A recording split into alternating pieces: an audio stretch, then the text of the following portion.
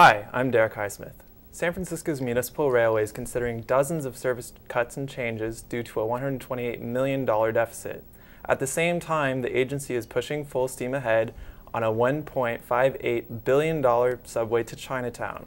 The project, which is expected to be completed by 2018, has come under much scrutiny. My guest today is Gerald Cauthen, a transportation engineer who opposes the current plan. Mr. Cauthen has an extensive background in transportation, including a degree in civil engineering from UC Berkeley. He is also a former SFPUC Chief Project Manager. Thanks so much for joining us today.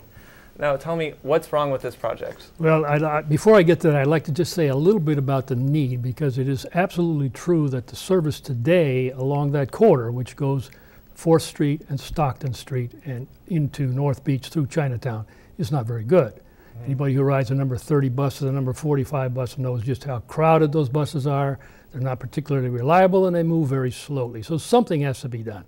The question is, what?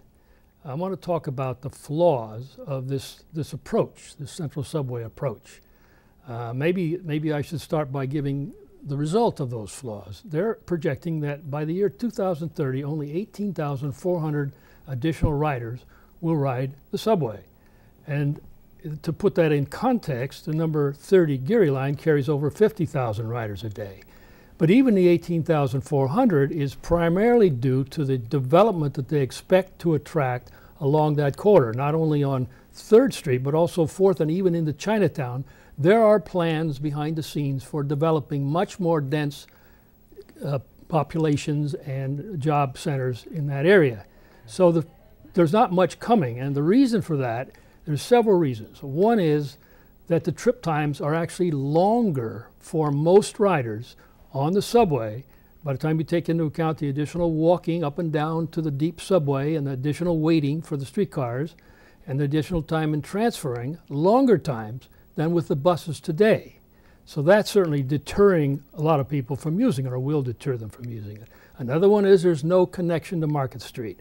It's about 3 football fields in distance, actually almost 4 football fields end to end in distance between the Union Square Central Subway Station and the Powell Street Market Street Station. That's a pretty long distance for a transfer.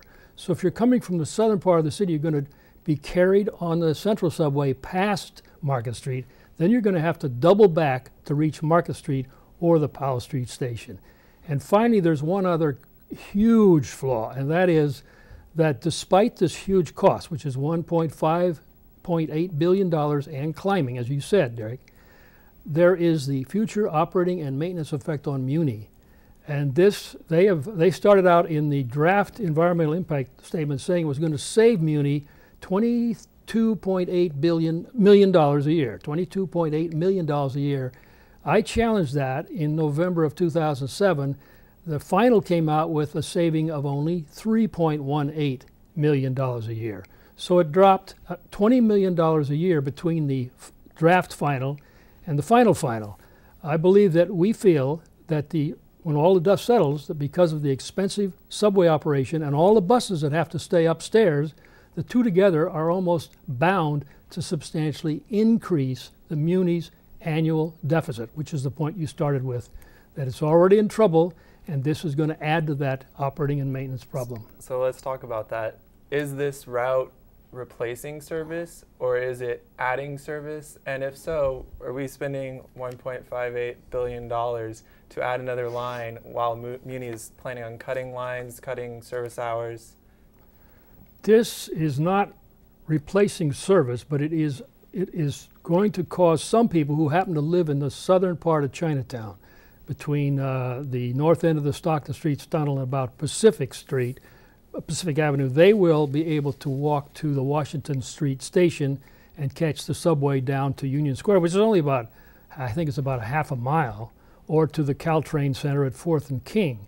For anybody living north of Pacific, they get no benefit from the subway. They're going to continue to have to ride buses along Stockton, and anybody south of Townsend is going to be instead of getting direct connection to all of the Market Street stations, Embarcadero, Montgomery, Powell Civic Center, etc., they will have to transfer to get them to Market Street at Union Square. Well, there are obviously a lot of issues.